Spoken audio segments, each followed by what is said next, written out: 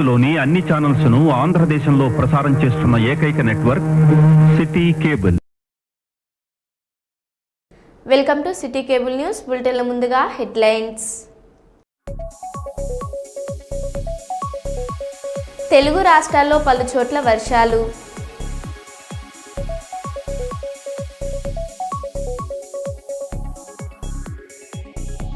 సుల్తానాబాద్ పట్టణంలో రోడ్డు ప్రమాదం.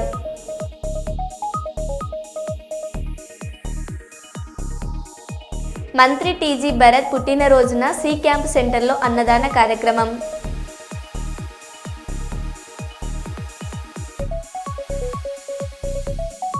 Her her Mahadev నినాదాలతో ప్రధాని నరేంద్ర మోడీకి పూలమాలలు వేసి ఘన సత్కారం చేసిన ఎన్డీఏ ఎంపీలు.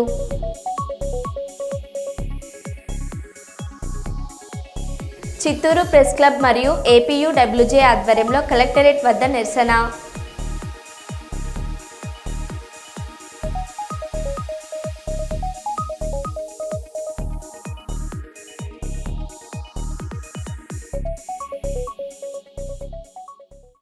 ఇక వివరాల్లోకి వెళ్తే తెలుగు రాష్ట్రాల్లో పలు చోట్ల సోమవారం వర్షాలు కురుస్తున్నాయి.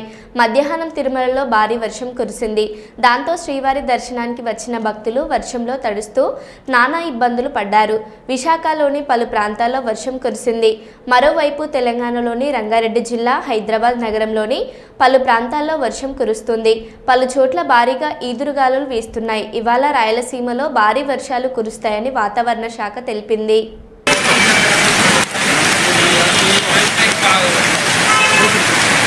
ముందుకు రమ్మని ముందు ఖాళీ ఉంది ఆ బండి నేనే వర్షం తడిచిపోతా ఉంటే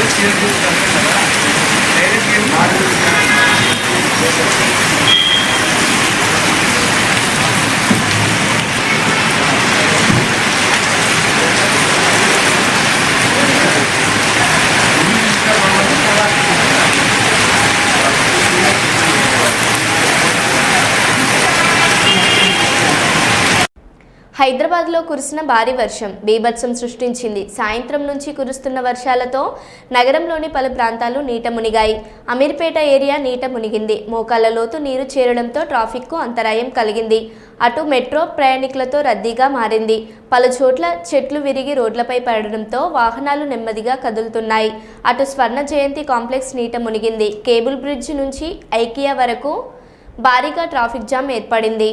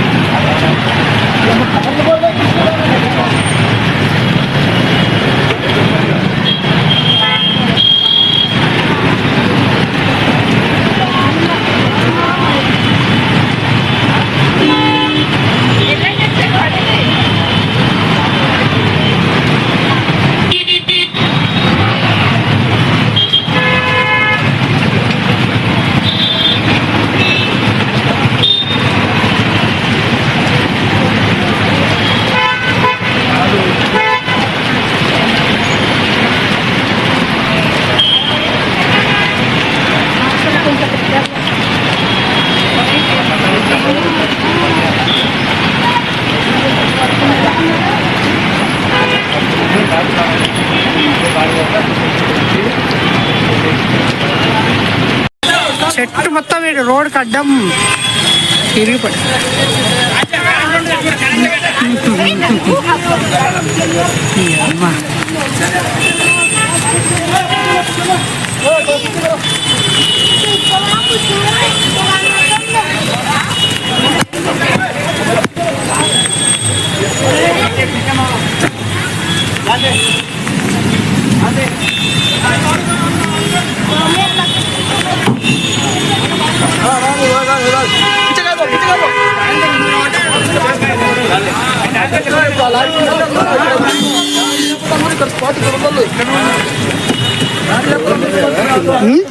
బండి ఉంది కానీ ఎవరు బండి మీద పడేది అప్పుడే అది ఏమైనా అయిందా అన్న బండికి ఏమైనా అయిందా మంచి ఉన్నారా పార్కింగ్ ఉందా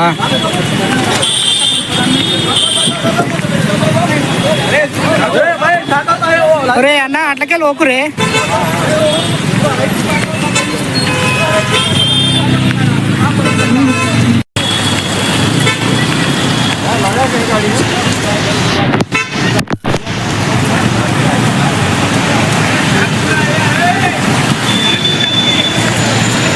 పెద్ద చెట్టు ఇది ట్యాంక్ మీద పడ్డది ఇంకా అవునవును ఏం పడలేదు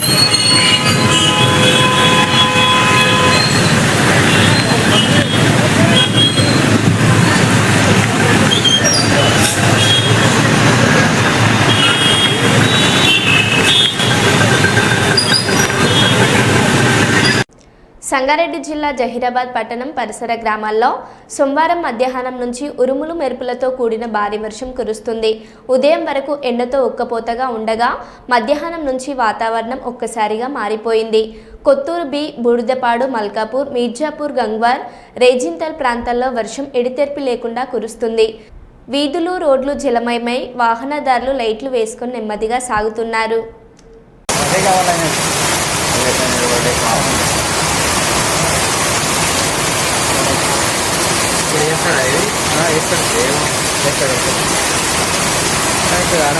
పని లేదంటే ఖాళీ కూర్చొని పెట్టినట్టు ఫ్యాక్టరీ ఫ్యాక్టరీ ఏమున్నది ఏం రాయాలో చెప్పు నువ్వు రెస్పాన్స్ అంటే మా బోర్డు నుంచి వాళ్ళకి కార్మికులు వర్షమైన కూడా ఆడ నిలబడుతున్నారు ఆడ నిలబడితే రాలేదు ఆడ ఉంటే ఫోటో కొట్టి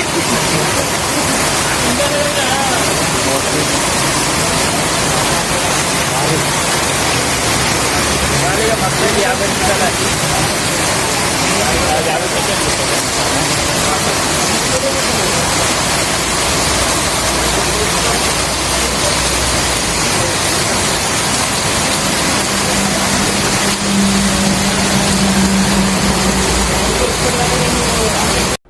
కొమ్రంభీం జిల్లా రెబ్బన మండల కేంద్రంలోని తెలంగాణ సాంఘిక సంక్షేమ గురుకులంలో ఫుడ్ పాయిజన్ జరిగి 3 10వ తరగతి విద్యార్థులకు తీవ్ర అస్వస్థత. భోజనం చేసిన అనంతరం ఒక్కసారిగా కడుపు నొప్పితో బాధపడుతూ విలవిలలాడిన విద్యార్థులను వెంటనే రెబ్బన ప్రాథమిక ఆరోగ్య కేంద్రానికి తరలించి అనంతరం మెరుగైన వైద్య చికిత్స కోసం విద్యార్థులను బెల్లంపల్లి ప్రభుత్వ ఆసుపత్రికి తరలించారు.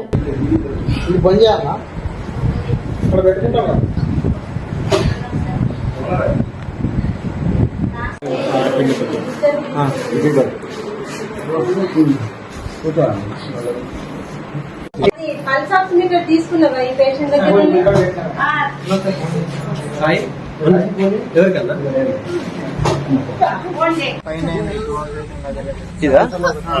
మాకు ఫోన్ చేసి ఓవర్స్ కాదు మాకు ఫోన్ చేసి టైం చూసుకోండి.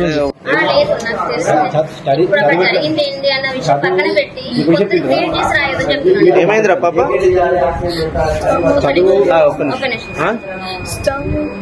ఎంతమంది దేనికోసం ఏమైంది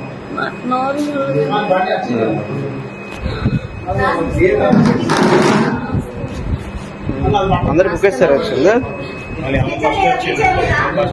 డాక్టర్ లేరు కదా బ్రీతింగ్ ప్రాబ్లం ఉన్నట్టుంది బ్రీతింగ్ ప్రాబ్లం ఉన్నట్టుంది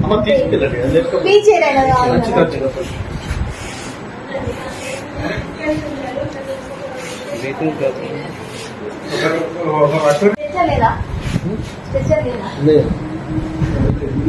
ఇది బంద్ చేయాలా ఇక్కడ పెట్టుకుంటాం.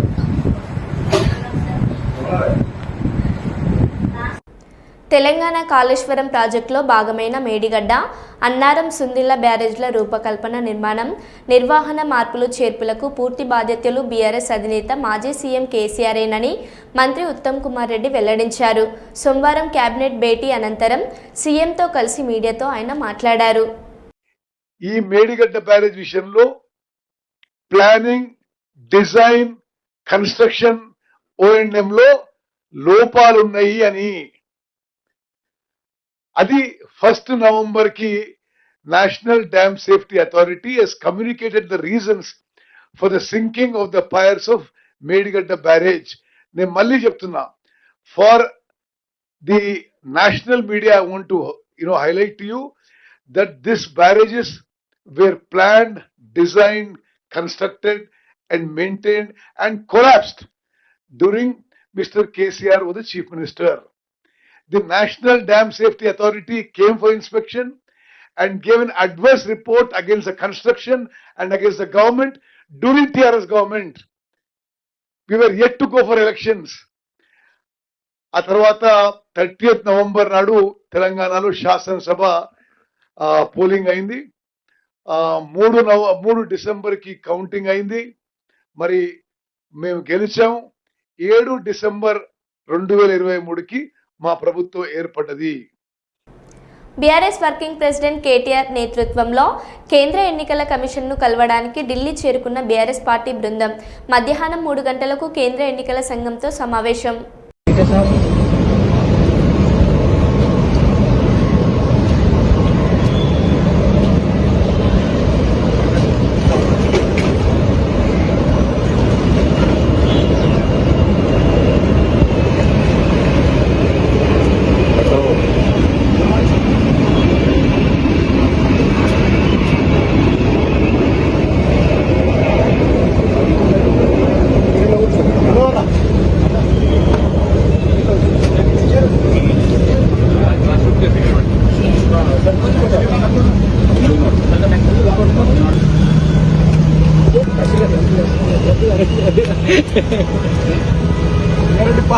పంపిస్తాను.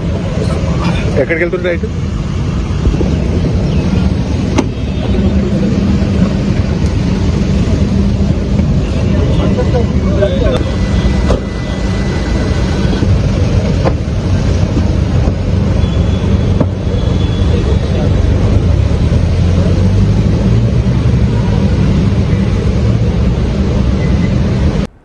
భూపాలపల్లి జిల్లా కేంద్రంలోని టీఆర్ఎస్ పార్టీ కార్యాలయంలో విలేకరుల సమావేశంలో మాజీ ఎమ్మెల్యే గండ్ర వెంకటరమణారెడ్డి మాట్లాడారు.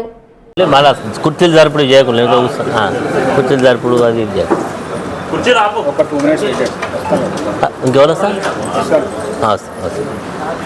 కుర్చీలు తీసుకోండి.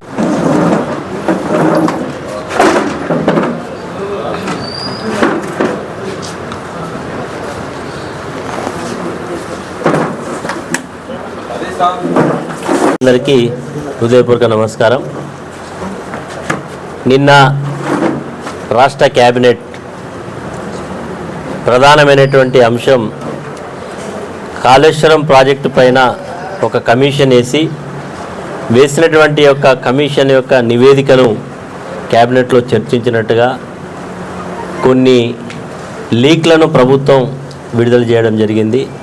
దాని మీద గతంలో ఇరిగేషన్ శాఖ మంత్రిగా, ఆర్థిక మంత్రిగా పనిచేసినటువంటి హరీష్ రావు గారు మరి దాదాపుగా 12 గంటలకు ప్రారంభించి దాదాపు 1 గంట 20 నిమిషాలు, అంటే దాదాపు 1 గంట 20 నిమిషాల పాటు పవర్ పాయింట్ ప్రజెంటేషన్ ఇవ్వడం జరిగింది. ఈ కాళేశ్వరం ప్రాజెక్టు మన జిల్లాలో ఉన్నది. ఈరోజు ఈ కాళేశ్వరం ప్రాజెక్టు భూపాల్పల్లి జయశంకర్ జిల్లాలో ఉన్నటువంటి ప్రాజెక్టు. ఇది తెలంగాణ యొక్క రైతాంగానికి ఒక అదృష్టంగా వచ్చినటువంటి ప్రాజెక్ట్ ఇది. గతంలో ఎంతోమంది పాలకులు పరిపాలన చేసిన కొన్ని వేల లక్షల టీఎంసీల నీళ్లు నిరుపయోగంగా సముద్రంలో కలిసిన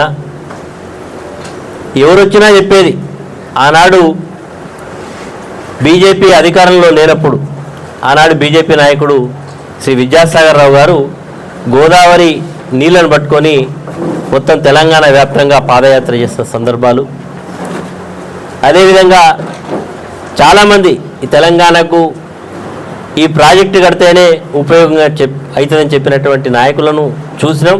కానీ వాళ్ళు ఎవరు కూడా ఏం చేయకపోయినా తెలంగాణ రాష్ట్ర సాధన కొరకు నిర్విరామ కృషి చేసి తెలంగాణకు దీర్ఘకాలిక ప్రయోజనాలను దృష్టిలో పెట్టుకొని అనతి కాలంలో కట్టినటువంటి ప్రాజెక్టే కాళేశ్వరం ప్రాజెక్టు. ఆ కాళేశ్వరం ప్రాజెక్టు ఒక కమిట్మెంట్తో కడితే ఈరోజు ఈ ప్రభుత్వం అధికారంలోకి వచ్చిన 2 సంవత్సరాలలో పరిపాలన మీద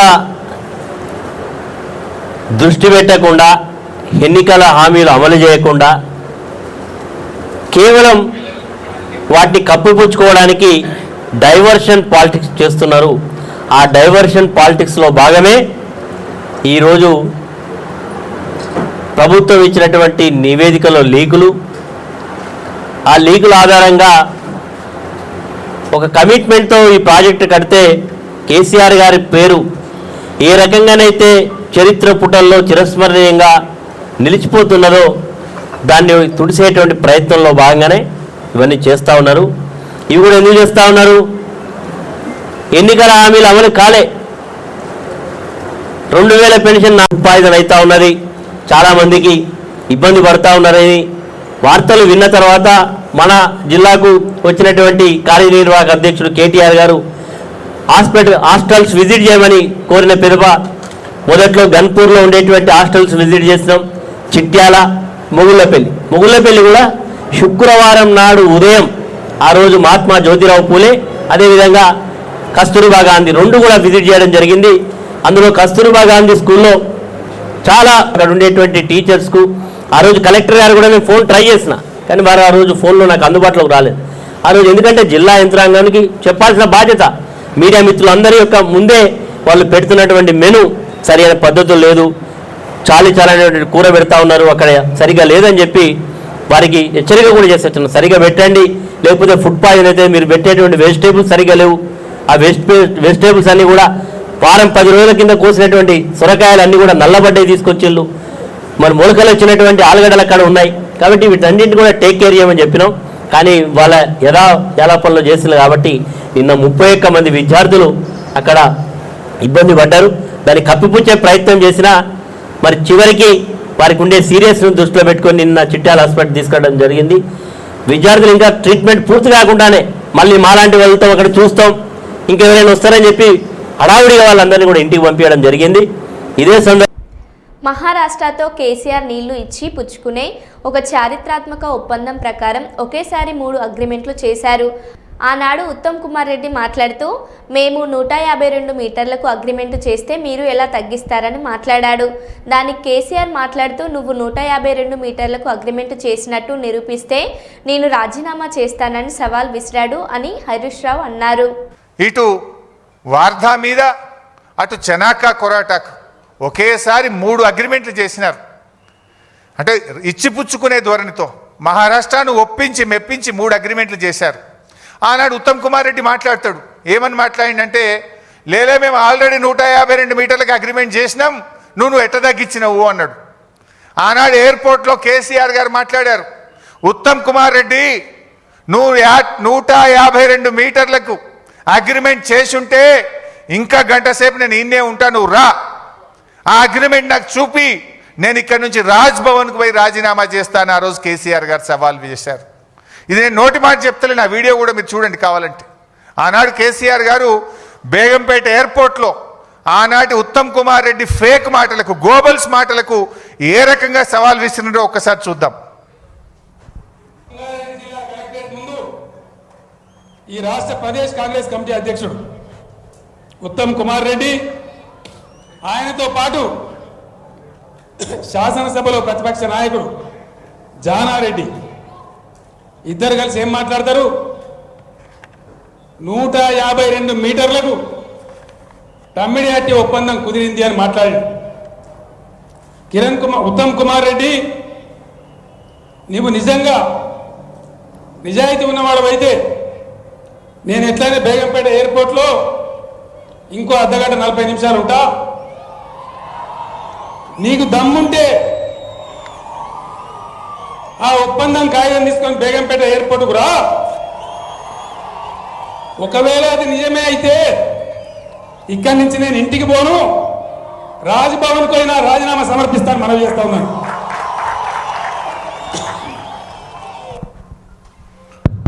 ఆ రోజు 152 మీటర్లకు అగ్రిమెంట్ ఉందని ఆనాటి పిసిసి అధ్యక్షుడు ఉత్తమ్ కుమార్ రెడ్డి మాట్లాడిండు. ఉన్నదా మరి అగ్రిమెంట్? ఈ రోజు వరకు ఆ రోజు కేసీఆర్ గారు ఓపెన్ ఛాలెంజ్ చేసిండ్రు, ఇయ్యాలటి వరకు కూడా చేయలే. నిజంగా అగ్రిమెంట్ ఉంటే 7 సంవత్సరాలు అధికారంలో ఉండి ఎందుకు తట్టెడు మట్టి కూడా మీరు తవ్వలేదు అంటే అబద్ధపు మాటలు, గోబల్స్ మాటలు. ఆనాడు కేసీఆర్ గారు మంచి పని చేస్తుంటే దాని మీద ఏదో అమృత భాండాగారంలో విషపు చుక్క వేసినట్టు, ఒక మంచి పని జరుగుతుంటే దాన్ని ఒక అబద్ధాలు చెప్పి అనుమానాలు కల్పించేటువంటి ప్రయత్నాన్ని సృష్టించారు. జర్నలిస్టుల పిల్లలకి విద్యా సంస్థల్లో రాయితీ ఇవ్వాలి. డిఎస్ఎఫ్ఐ జాతీయ అధ్యక్షుడు డాక్టర్ వివేక్ ఇతర జిల్లాలలో జర్నలిస్టుల పిల్లలకు రాయితీ ఇచ్చినప్పుడు మహబూబాబాద్ జిల్లాలో ఎందుకు ఇవ్వడం లేదా అంటూ మహబూబాబాద్ జిల్లా విద్యాశాఖ అధికారి రవీందర్ రెడ్డితో ఫోన్లో మాట్లాడిన డాక్టర్ వివేక్. అందరికీ నమస్కారం. ప్రత్యేకించి మీడియా పాత్రికేయ మిత్రులకు నమస్కారం. ఇవాళ ఉదయం నేను కొన్ని పేపర్లలో చూడడం జరిగింది. మీడియా పాత్రికేయుల పిల్లలకి ఏదైతే స్థానిక డిస్ట్రిక్ట్ విద్యాధికారుల నుంచి ఏదైతే రాయితీ పొందుతూ ఉన్నారో వేరే డిస్ట్రిక్ట్ లాగా మహబూబాబాద్లో ఇంతవరకు దానిపైన ఏమీ నిర్ణయం తీసుకోలేదు అని సుమారు 2-3 సార్లు చెప్పడం జరిగింది. 2-3 సార్లు వాళ్ళు వినతి పత్రాలు కూడా ఇవ్వడం జరిగింది. అయినా కూడా ఎటువంటి నిర్ణయాలు తీసుకోలేదు అని చెప్పి నేను చదవడం జరిగింది.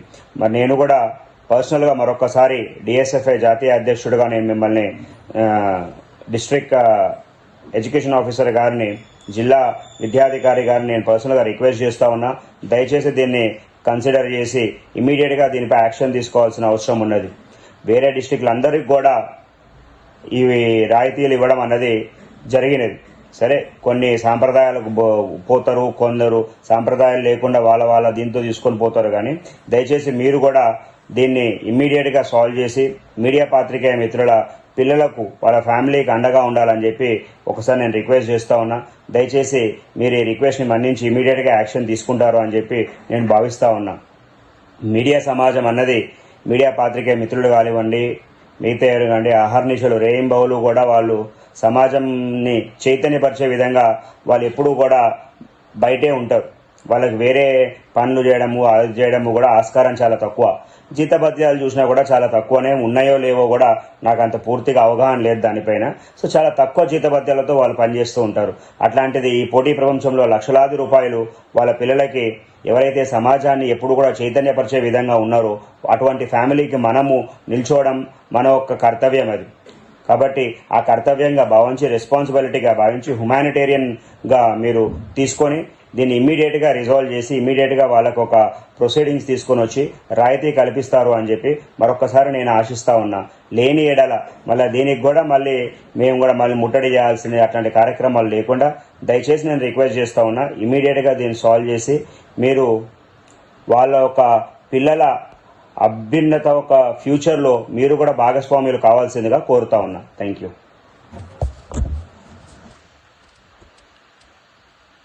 మరో బులెటిన్లో మళ్ళీ కలుద్దాం. Stay tune.